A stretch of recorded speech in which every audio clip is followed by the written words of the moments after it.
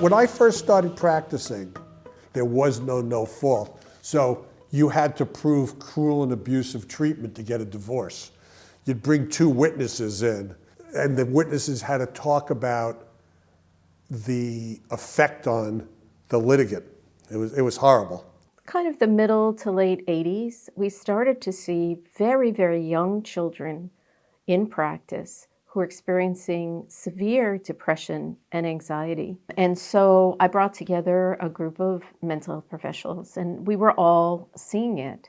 And when we began to research it, we connected it to contentious divorce situations, children who were in the middle of just fraught families, parents who were arguing, and putting the child in the middle. And then we branched out and we began looking at the legal system and how were divorce lawyers either helping with this or making this worse. And so we decided that it made sense to begin talking to lawyers and judges and educators and other people who were involved. A group of lawyers, social workers, psychologists. It was like the beginning of mediation, so there were some mediators. We wanted to bridge the gap between lawyers and mental health professionals because we weren't talking to each other, we were talking at each other. And to us, the solution, which I will say wasn't easy to come by, was for all of us to work together and to listen to each other and to move from zealous advocacy or pathologizing and fighting to looking at the child first. I believe strongly that the Kids First Center changed the culture of divorce in Maine for children. There was a time when lawyers sort of competed to be the biggest, baddest person who could represent parents. And I think when the Kids First course and the Kids First Center took off, there was a sea shift. That went from being the majority to being the minority. Hi, my name is Rachel Fecto, and I am a manager here at Harbor Fish in Portland right now. I participated in Kids First way back in 2002, 2003. It was eye-opening. It gave me a ton of resources, and both my children participated in the youth groups and the support groups through Kids First, and it was a game changer. That was one of the things when I returned to Kids First, just to thank them, was when my daughter had a baby, and I watched how she parents her baby, and she still uses the Kids First skills that she was taught as she was 5 and 6, I think, when she first started the program. So it's really interesting how those skills were just built upon and became integral to how she parents.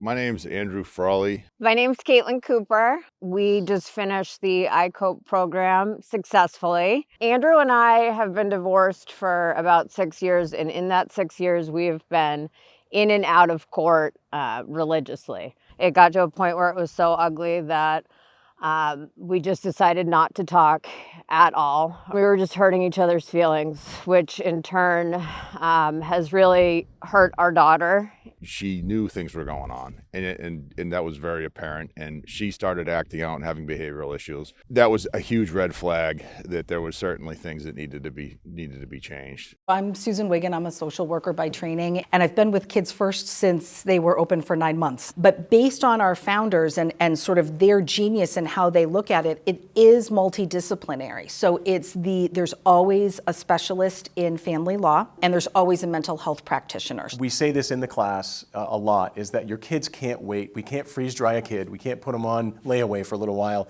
And then when you're fixed, everything's good. They're looking at you, wondering, why are you feeling bad today? Or why am I not getting my needs met? Because you're caught up in a battle. Family systems are not like humans. We don't fit into a box all the time. Sometimes we're messy and we spill over. When you try to put a family system into a litigation system, you tend to have people looking for what their partner is doing wrong or what they might do to make my case better, which really undermines trust, communal thinking, and really takes away from how they deal with their children. Because then the kids aren't on stage, which is the great name about Kids First. It's got to be kids first. Because if you're going through the divorce and your kids are last, they're gonna suffer. it's important for the parties to realize you're going to share this bond, this connection for a very long time. How do you want that to look? What I like about Kids First is that it encourages that sort of a little bit more collaborative nature for the divorce process, which is less painful, typically less expensive, and longer lasting results. I really connected with Chris Letty. He was the lawyer in the classroom. He made you feel really comfortable. He was sarcastic. He was Irish Catholic like us.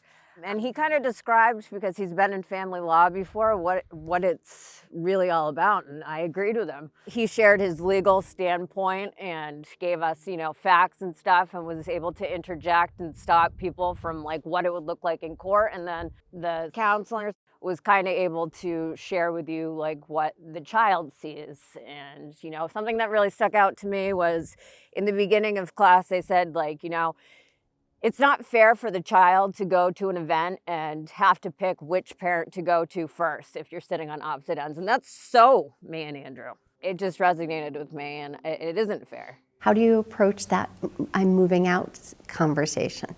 How do you welcome the other parent into their new home and have the kids transition to that first night, spending the night at their house?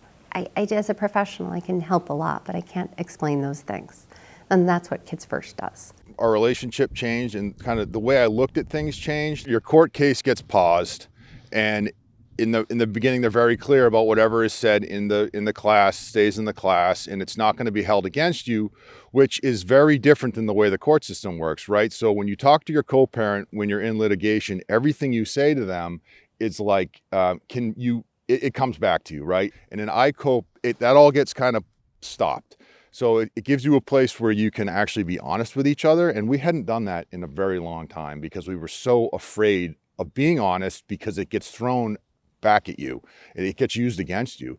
You can actually hash out your issues in an environment that's respectful, and there's no attorney there. And it just allowed us to do that, which was helpful, very helpful. I've spoken about Kids First over the last 20, 25 years all the time, just because of the skills I learned and the resources that are available. And it's amazing that they can just reach more and more people. And I think it's because it's just like the name, it's Kids First. Let's go what the kids need and branch out from there. There's a program for everybody to, for where they're at and what they need. People should be excited to support Kids First because of the impact it has on real people. Now with remote classes, I think I'm close when I think the last one I taught had 70 or so participants, 60 something, which is amazing. We would have 30, and so you just have to go 30 times however many kids they have, or 60 or 70 times that. It's got to be in the hundreds of thousands. One of the beauties of the Kids First program is that, it was so effective in Maine, and it was always live. And it wasn't until COVID that we all learned that we could effectively do things remotely if it was still live. My hope is that people throughout the continent are able to tap into the Kids First program in a remote version. The judiciary can access Kids First. Members of the family bar can access Kids First. We also provide professional education workshops to the whole host of professionals. Mental health practitioners can access Kids First. And so we really are sort of this center hub of having all of these conversations. One of the things that I've always been so proud of at Kids First is we are a lean machine. There is an incredibly dedicated, incredibly knowledgeable, very small staff. We contract experts in the field, so that means we're not hiring people on full time, but we're making dollars work in meaningful ways.